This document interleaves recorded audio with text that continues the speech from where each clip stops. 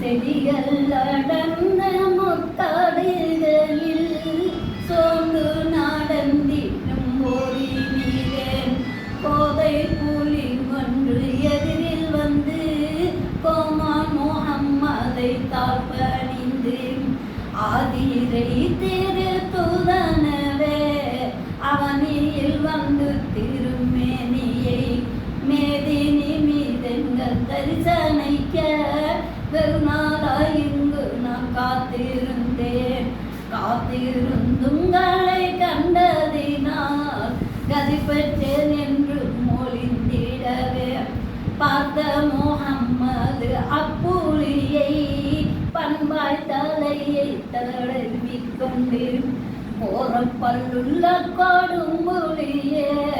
கூடி மனிதர் வழி நடக்கும் சாரினி நீ தங்கம் ஒன்னா தனி பேரும் காட்டிற்கு போய்விடென்றார் போயென்று சொன்னதை கேட்டுடனே